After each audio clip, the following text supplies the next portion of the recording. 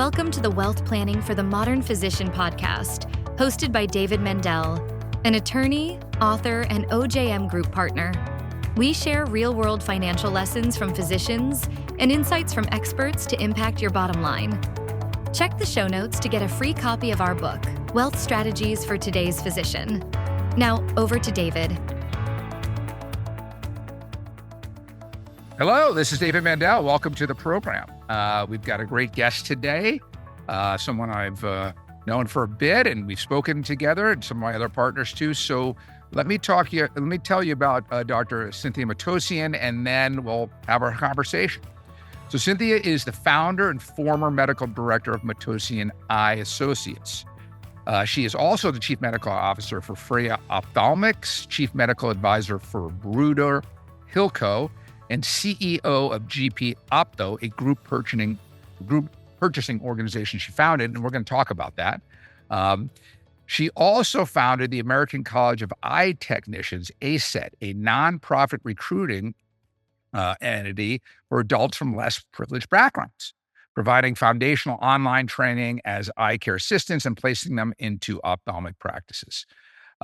Cynthia has been named among the top 100 women in ophthalmology, received the Ophthalmic World Leaders Visionary Award, and is one of Ocular Surgery News' premier surgeons. In academia, she's an assistant instructor at Temple University School of Medicine and clinical instructor at the Robert Wood Johnson Medical School. So with that, Cynthia, welcome to the program.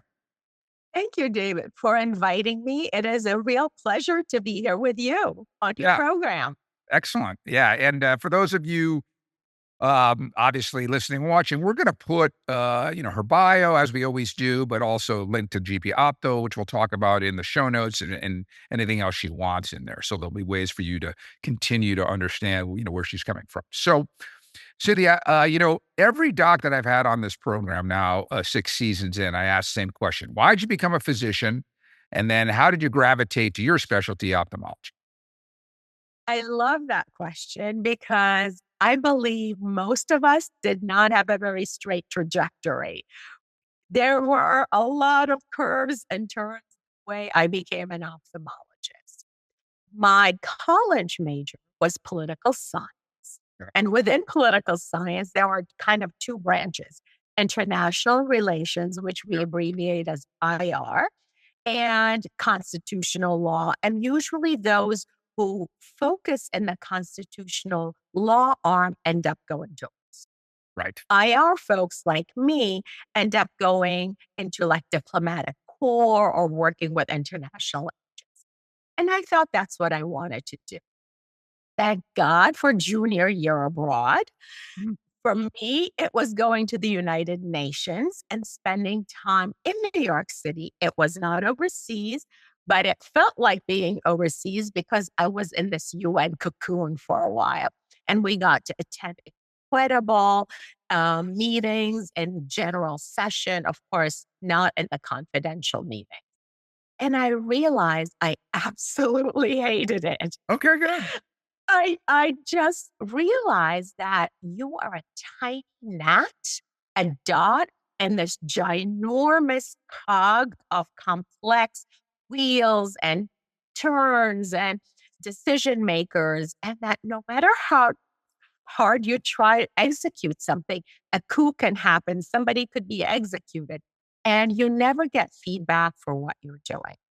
So I came back from my junior year, quote unquote, abroad from the UN semester and said, what field can I go into where there is instant feedback and you kind of understand what you're doing well and maybe what you're not doing so well and you need to tweak. Yeah. And I chose medicine. And then within medicine, I said, I want a field where I'm working with men and women, older and younger people. And I can do surgery as well as office practice. And I looked at options. Dermatology was one. Yep. Ophthalmology was, I said, I'm picking ophthalmology. So I actually went to medical school to become an ophthalmologist. Okay. So that's my story. Yeah. I mean, asking this question now to tens and tens of docs, I do get, I've gotten a lot of answers, people obviously who've been paying attention or following our podcast. But I think one of the things, my father, who's on the podcast, who passed away last year as a radiologist, he always often told me that in your 20s, you're trying to figure out what you don't like as much as what you do like. In fact, what you do like might come at the end, because once you find it, you say, I'm sticking with that. Right. But Exactly. and so it's good that you learned that early on, rather than, 8 years into being a lawyer or a diplomat and say, this isn't for me. Now I want to go back to medical school. Right. So it was actually fortunate you did that early on. So let's talk about your practice. I took this off your website, and you and I've talked many times, but I'm just going to read this question so people get a sense of how far you came in your success. So in 1987, you began your solo practice with one office and two employees. The practice continued to grow to 14 doctors and over 90 employees. And we'll talk about exits and, down the road here in a couple of minutes. But, just on the growth of your practice over time, looking back from a financial perspective, from a business perspective, what do you think are the most important things that you learned? And you can go either way with this or both. What did you wish you knew at the beginning that you had to learn through the, school of hard knocks over time? Boy, was it a school of hard knocks. So I started my practice in an era, as you said, 1987, not far from Princeton, in a very nice community in New Jersey. Yeah. And I really had a tough time getting a small loan to start my practice. I had to beg and plead, go to multiple different banks and say, can you just give me a loan to get my practice started? I didn't have the cash to invest into the one lane and the equipment that I needed, Yeah. and like some diagnostics equipment. Can I interrupt you for a second there? So I Yes. just get more. Do you think, and maybe I'm just reaching here, because you were a woman, meaning most banks I don't know in 1987, because that's before my time, but they're very, at least, in the last couple of decades, very amenable to lending to docs because you get personal guarantees and they figure, this loan's going to be paid back in the vast majority of cases. Do you think that was an element of it, or was it just lending was tough for a lot of your colleagues too? I think it was that there weren't that many women in medicine at all, Yeah. especially in ophthalmology back then, Yeah. let alone ones that were starting their own practices. Yeah. So there was a lot of You were a little trepidation bit of a on the pioneer. part of the loan Yeah. officers. Yeah. And actually, finally, when I did get the loan, um, and I was trying to have the transaction to buy an existing practice from a retiring ophthalmologist, the attorney of the seller ophthalmologist actually had my husband, who had nothing to do with medicine. He was not at all in healthcare, countersign my Yeah. that was Just tells you. Yeah. Mhm. And that's how it started. That Yeah. was the first big hurdle I had to get over. Yeah. Yeah. And I get it. but, that taught me that I'm going to show them I can do it. That gave me that drive and that initiative to Yep. prove to everybody that even though I am a woman, and yes, I am, I'm an ophthalmologist and I'm going to deliver the best eye care and health to my patients that I know how. And it's with that determination that I opened my practice. And so, yeah, challenges right from the get go. And so let's fast forward a bit. Um, uh, how did you start to grow? You start to, build reputation. You have a busy practice. What about the challenge of bringing on other doctors or other locations? How did you manage that? What either success thing? "Oh, I really did this well," or here's something I overcame because I realized I wasn't doing it the right way. I we all worked I mean, I worked really hard from the get-go, and I know that's easy to say, but it was incredibly hard. Yeah. I asked to be on call as much as possible because I knew that was a way to get an introduction to different doctors who were working, new patients that then hopefully would become my patients and their families. And that's kind of how I grew it, through incredibly hard work. And once I got so busy, I said, it's time to grow. It's time to hire an associate. From the beginning, I said, I want you to be a partner. I want you to have access to all the books. So I believe in excellent communications and transparency, because that's how trust is built. And then everybody on the team kind of feels like they're part of the bigger picture, and we're all rowing in the same direction towards our goal. And our goals were very clearly defined. For example, how many patients we wanted to see this, where we wanted to see the projections to be in, or at the end of the fourth quarter. So communication, teamwork, and hard work were the three secret ingredients to the success. And did you find, as you built out that practice, that it was important beyond, transparency and all that, to have a particular type of compensation arrangement, meaning everybody kind of, um, ate what they killed, essentially, meaning, production based, or was there some kind of sharing? What did you find as you work to develop this out that worked best as you built your practice? Because when somebody starts, they have loans to pay like I did. So it was good to have a guaranteed salary as a base. And then we had a certain hurdle that you had to have. Once you cross that, then you got a percentage of whatever you generated. But with that said, I made sure that my doctors had adequate staff and help in order for them to see as many patients as possible and operate at the highest level of their skill set. Instead of being bogged down, typing into a computer, taking, notes from patients, we had scribes in the room to help them expedite the patient throughput. We had scribes who did a lot of the, let's say, refills of pharmaceutical products, as long as there was no change or an alteration in the prescription. We had steps and policies for if there was a change and they had to get the approval from the doctor. So we try to delegate as much as possible to staff. I really focused on training my staff. They all felt part of the team. And therefore, the doctors were able to work very, very efficiently and Yeah. generate a very healthy income. Yeah, and a number of interesting you mentioned scribes. For those of you, who haven't gone back, now we're in season 6, back to season 5. I had Dr. Jude Pierre talk about that. He trains young docs, not in ophthalmology, but he's a more general a practitioner, family medicine. But he talks about how he implemented a scribe in his practice just in the last 5 years, and it saved him so much time, compared to what he was doing before, which allows him to see more patients, which allows to more income, which more than pays up for the scribe. So it's interesting you mentioned that.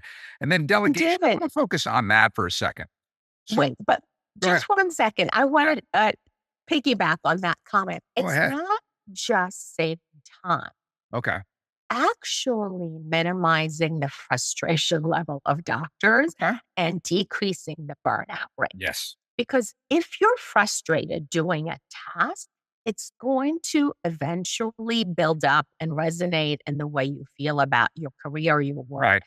But if you take that frustration and delegate it to somebody who is very proud of being a scribe, earning a living that they can then like have their own apartment and car, then you're working at your highest skill set. And the scribe feels so eager to do the best he or she can to help you continue to see patients. Yeah, I mean, then you feel a pride in it. So it's not only avoiding like what I would call the death of 1,000 cuts, which is, Right. I got to do this again and do this again and do this again, and I hate doing it.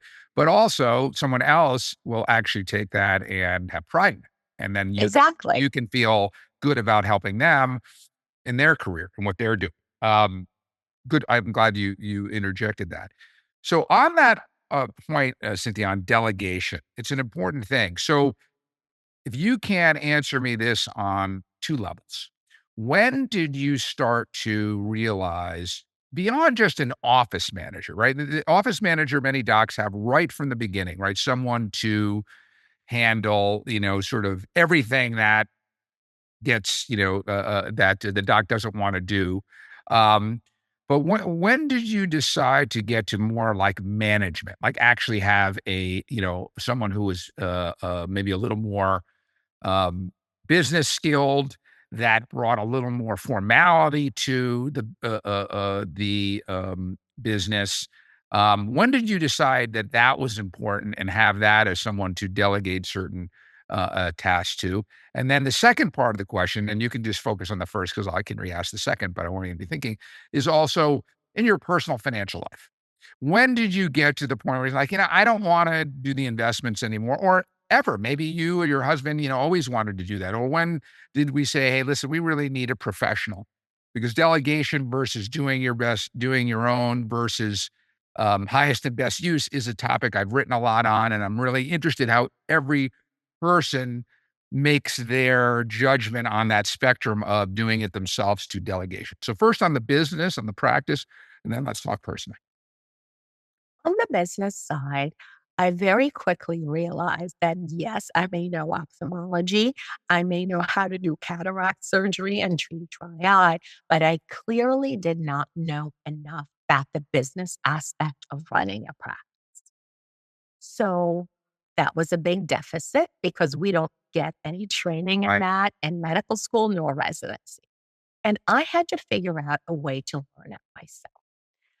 Whenever I would go to national meetings, whether it was the ASCRS meeting or AAO meeting, I started to take courses on the other side of the fence and the administrators' sessions Okay. You would instead sit with the of, administrators in the AAOE or whatever that yes, would be. Okay. and ASOA and all. Right. Right. So I actually joined those organizations and started taking classes on that side about legalities of human resources, about books, about how to keep finances, about running a practice, about how to do a good P&L and read it and Right. understand it.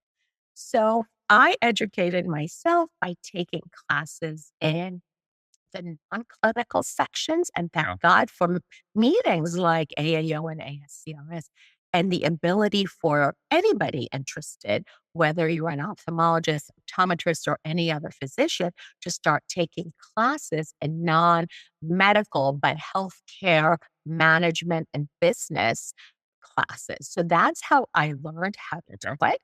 And then I started doing it myself because I had to learn how to do it. And then once I was so busy, I hired somebody with that higher skill set through the assistance of a company, a headhunter type of company, Right. who then helped me find an appropriate candidate through interview series and visits and things like that, so that it was the right fit for Matossian. Got it. So now, so your general approach was, hey, I got to learn this myself. And I think that's a good decision because, we haven't had anybody on the podcast yet, but a topic I want to talk about is embezzlement, right? If you don't have an idea of what's going on, it's very easy to be susceptible to theft or embezzlement or Yes, loss, et cetera. So you got to have some knowledge, trust but verify. We talk about that a lot. But then at some point it's not your highest and best use, and if you can find someone else. The other thing I heard you say, which I want to point out, is you used a firm to find that. You didn't just put up whatever it was, maybe it wasn't there at that point, but an Indeed thing and then try to hire someone yourself, because the skill of hiring and finding the right person is also a skill set, right? I mean, exactly. that's something I'm not good at. They don't let me hire people. Um, uh, because that's, I like everybody. That's the problem, so um that's a skill too. And I heard you say that you went outside, headhunter, et cetera, to have the expertise to find even that right person. Is that right? And that added a layer of professionality to the whole process. And that I think the candidates were at a higher level because they were working with a headhunter to look for the best possible opportunity. Yeah. Yeah, that makes sense. So what about on the financial, your personal life? So in terms of, anything from insurances to investing to, sort of that financial life, were you and your husband more do-it-yourselfers? Did you start that way and then eventually hire professionals? Did you think you wanted professionals right from the get-go? This is just isn't our area and we need help. How did you guys approach it? I love that question because it really resonates. I knew that I wanted to be fiscally responsible and start planning from the get go for my future. But I had a lot of debt from Yeah. college. I had Yep. debt from medical school. I had debt from starting my practice. A lot of So debt. I had to figure out how to do all of this, yet have money to buy a house, to buy a new car, to upgrade it because my car at that point was old, and to start saving for a family, college fund, etc., and retirement. So I started to say, I don't have that skill set.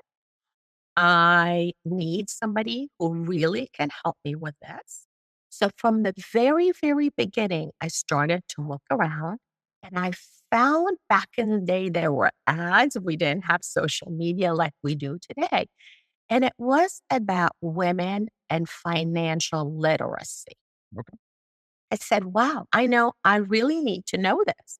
I am illiterate when it comes to finances, and I better learn how to do this. Mm. And her name was Barbara, and she was a senior financial wealth advisor. And she was holding these small roundtable discussions, inviting 4 or 5 women surgeons or doctors of all different backgrounds to, and it was a safe space, and we didn't feel stupid or silly to say, we honestly don't know, we need help. And she guided us, and she became our financial advisor. And all I had was $3,500 to Sure. invest. Okay. But I said, hey, I got to start somewhere. So we started with that. And, she didn't say that's silly. She said, let's start with this. Let's see what we could do.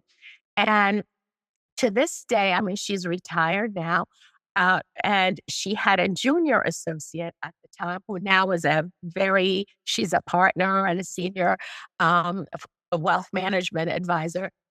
Her back then junior associate is our current senior management advisor. We've been with that company for now 40 years. Wow. That's great.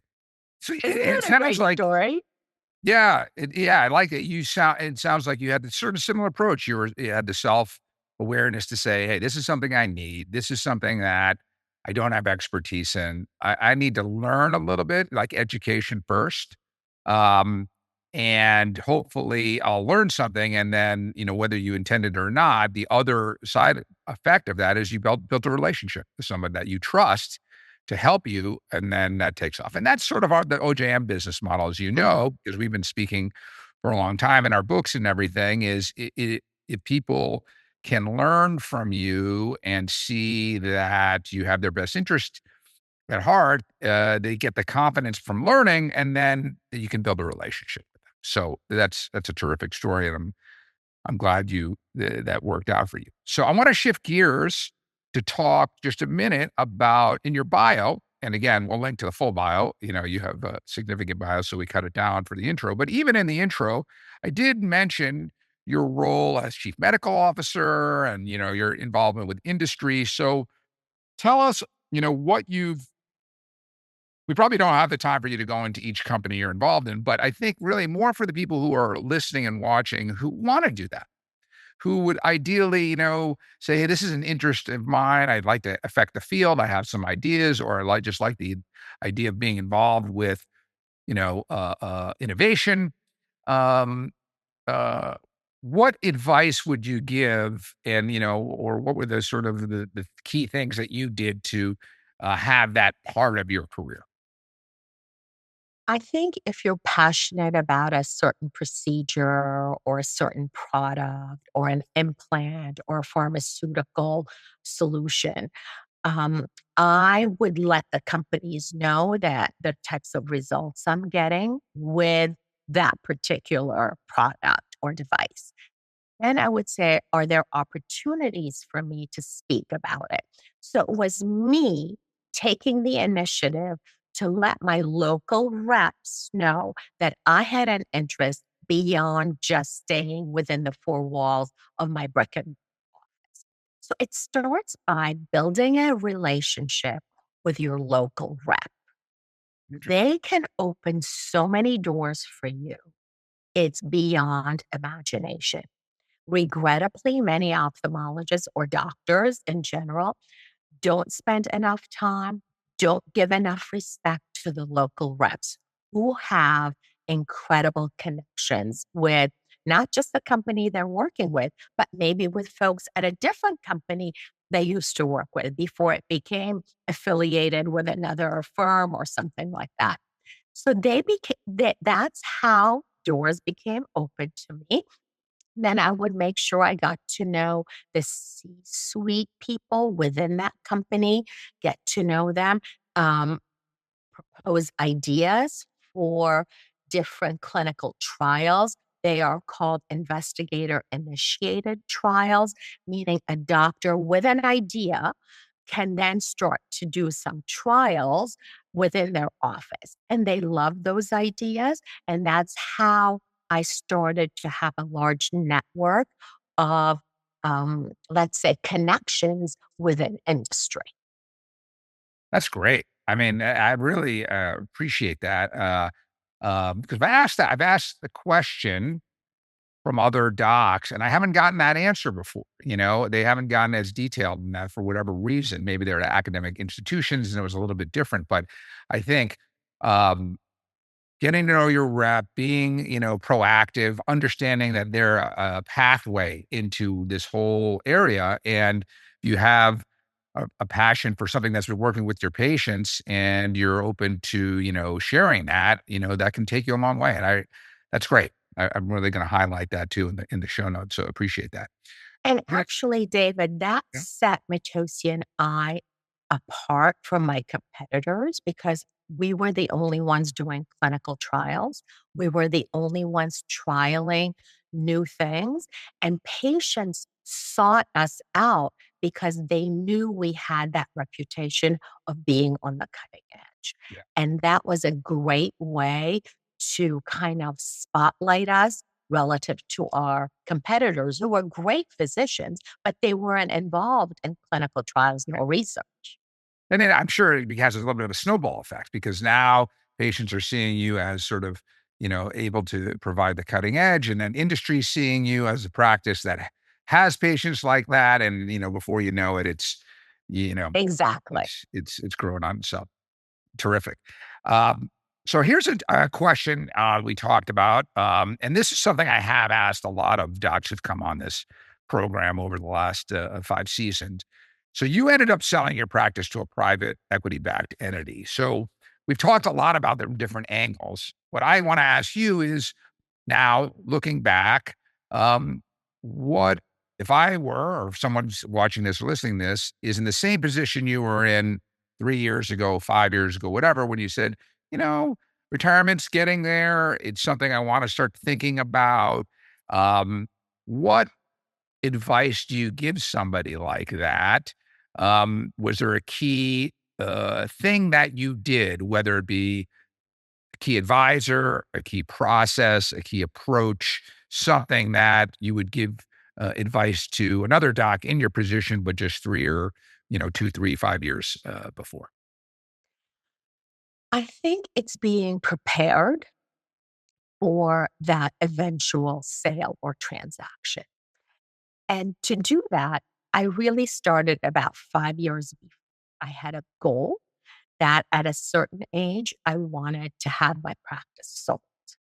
So I worked back. I said, okay, I'm going to start 5 years before that goal. Yeah. I'm very organized. Yeah, I can tell that.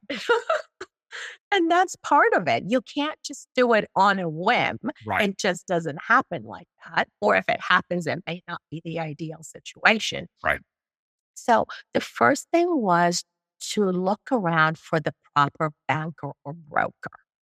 That actually takes a while. Again, I sought help to get the highest level professional I could to be my guide in this process because I knew, again, I didn't have that skill set.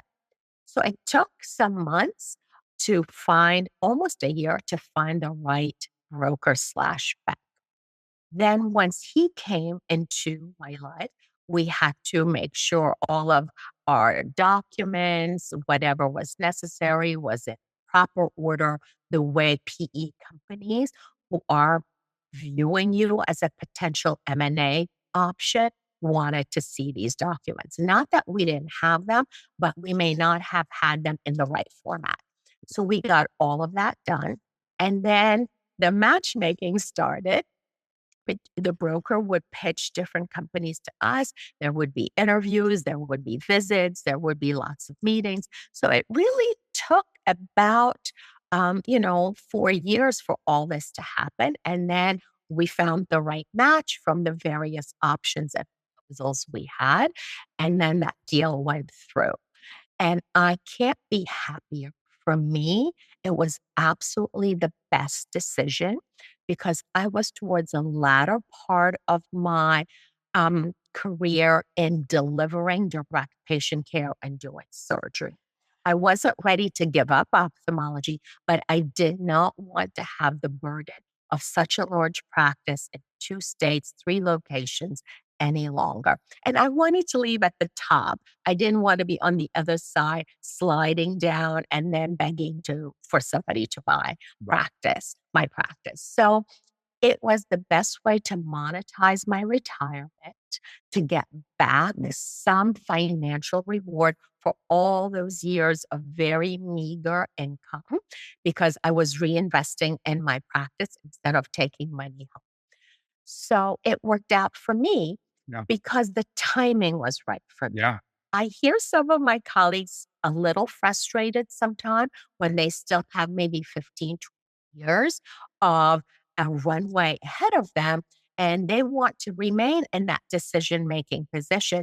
But obviously, if somebody else is the quote unquote owner of the practice, you're no longer the captain of the ship.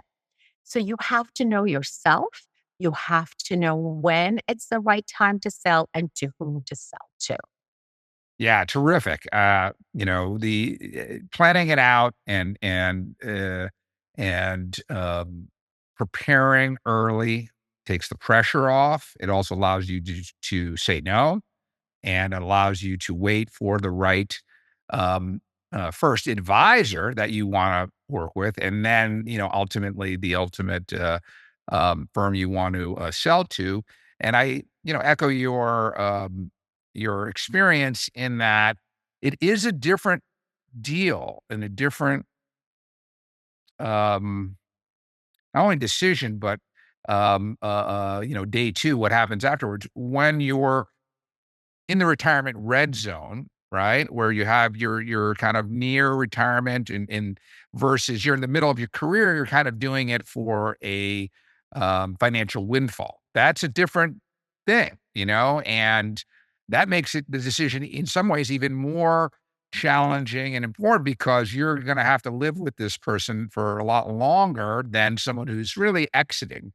The sale when it's not an exit is, it can work out well. And we've had plenty of docs, on who are happy, but that's a good point. And I know we could talk about this a lot more, but I want to talk about GP Opto because we don't have that much time left. So you've transitioned now from a clinical career, and we just talked about that a bit, to forming GP Opto, which was this purchasing organization that we talked about, that I mentioned in your bio. So tell us about that.